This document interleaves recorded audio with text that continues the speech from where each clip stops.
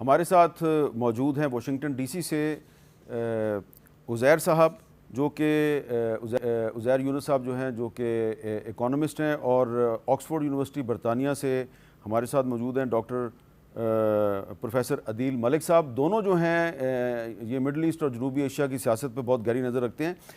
अदील मलिक साहब, अब ये बताइए कि ये जो मुलाकात हो रही है आज फील्ड मार्शल आसिम मुनीर साहब की और सदर ट्रंप के दरमियान जो मुलाकात हो रही है, इस मुलाकात से पाकिस्तान को क्या फ़ायदा हो सकता है? देखिए, अब ये बहुत ही ऐसा मौका है कि जिसमें आलमी सियासत एक पलट रही है, गर्दिश कर रही है।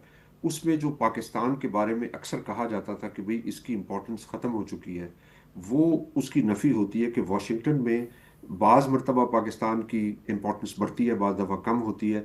तो जब भी कोई बड़ा जियो पोलिटिकल कॉन्फ्लिक्ट आता है जहाँ पाकिस्तान की ज़रूरत पड़ सकती है, तो पाकिस्तान का अंदर इंटरेस्ट बढ़ जाता है वॉशिंगटन डीसी में। लेकिन जो हमारी तारीख बताती है वो ये बताती है कि अक्सर फैसले मुल्क की नेशनल सिक्योरिटी के बंद कमरों में होते हैं।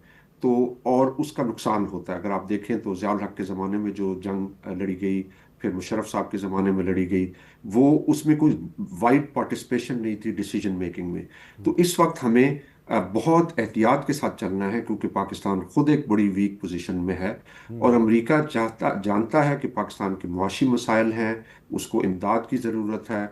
उसको ये भी पता है कि उसकी सपोर्ट पॉलिटिकल गवर्नमेंट के लिए भी ज़रूरी है।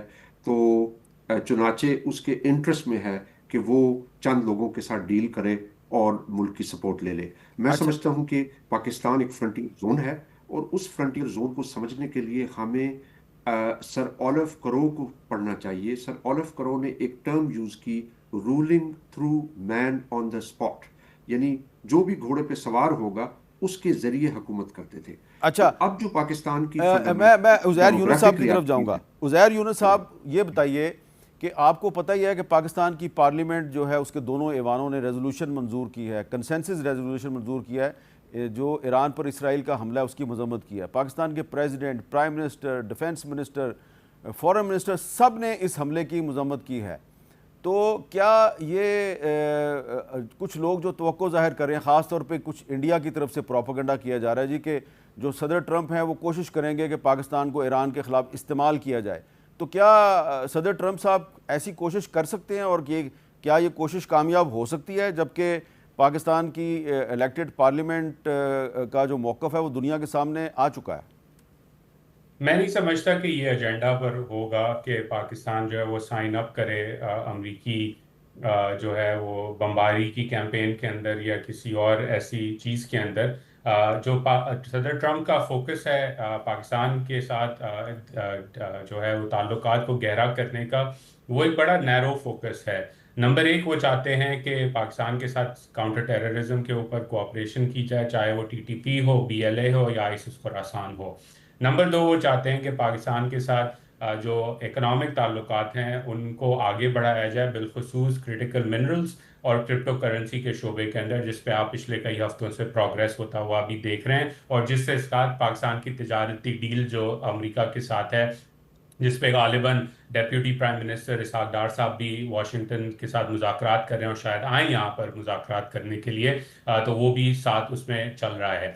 और तीसरी जो है वो ये कि अगर मशरिक़ वस्ता के अंदर सऊदी अरब के साथ मिल के अमरीका एक नया आर्किटेक्चर बनाना चाहता है जिसके साथ इन्वेस्टमेंट हो, तिजारत हो, आगे की बात की जाए, तो उस पर पाकिस्तान का अहम किरदार होगा। और वो चाहेंगे, सदर ट्रंप चाहेंगे कि पाकिस्तान से इस बारे में जो है वो बात की जाए और समझा जाए कि पाकिस्तान क्या करना चाहता है इस पूरे ढांचे के अंदर और उसकी क्या कॉन्ट्रीब्यूशंस होगी, क्योंकि पाकिस्तान का एक बड़ा लेबर क्लास जो है वो यूएई में भी है, कतर में भी है और सऊदी अरब में भी है। तो मैं नहीं समझता कि ईरान के ऊपर एज सच इतनी कोई एक्सपेक्टेशन है अमेरिका की पाकिस्तान से। लेकिन इसके साथ साथ पाकिस्तान के लिए ये भी ज़रूरी है कि आज की दुनिया के अंदर पाकिस्तान तमाम ममालिक बिलखुसूस अमेरिका, चीन और यूरोपियन यूनियन और सऊदी अरब के साथ मिलके अपने मुल्क के अंदर इन्वेस्टमेंट लाए, तिजारत करवाए, क्योंकि मीर साहब किसी भी मार्केट में ये आम पाकिस्तानियों को समझ आ जाएगी बात। अगर आप कपड़ा लेने जाएं और एक ही दुकानदार मौजूद है तो वो दुकानदार आपसे निगोशिएट करके आपको अच्छी कीमत नहीं देगा। लेकिन आप बाजार में जाएंगे और 15-20 दुकानदार हैं तो आप निगोशिएट भी कर सकेंगे, अच्छी कीमत पे कपड़ा भी खरीद सकेंगे।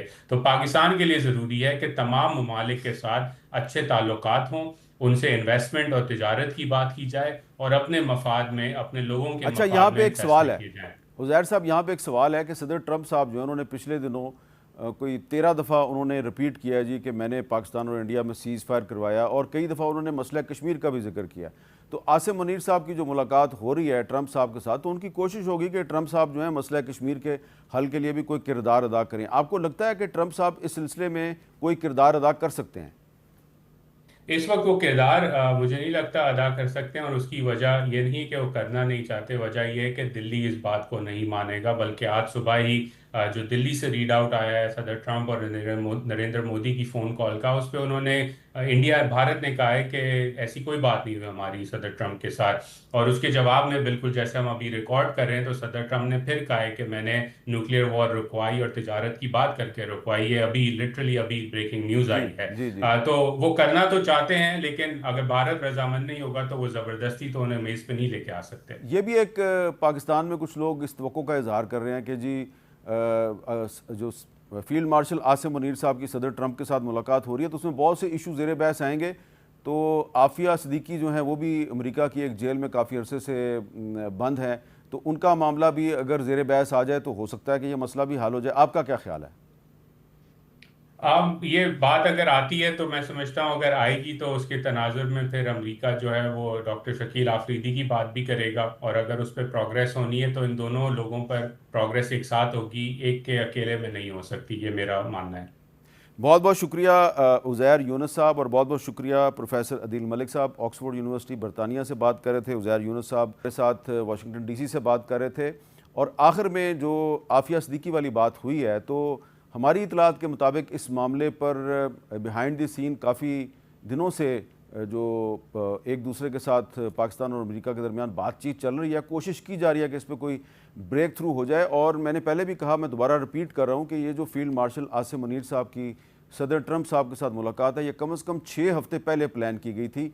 और इसलिए जैसा कि उज़ैर यूनुस साहब भी बता रहे थे कि इस मुलाकात में ये तवक्को करना कि पाकिस्तान जो है वो ईरान के ख़िलाफ़ अमेरिका या इसराइल की मदद कर सकता है, ना तो ये सवाल उठाया जाना चाहिए, और ना ही इस सिलसिले में पाकिस्तान जो है उसकी जो स्टेटेड पॉलिसी को सामने रखा जाए। तो पाकिस्तान कोई किरदार अदा करने के लिए तैयार है। अलबत्ता पाकिस्तान अमेरिका के साथ ताल्लुकात को बेहतर बनाने के लिए काफ़ी आगे तक जाने के लिए तैयार है, लेकिन अपनी सलामती और अपने नेशनल इंटरेस्ट पे कंप्रोमाइज़ करने के लिए भी तैयार नहीं है।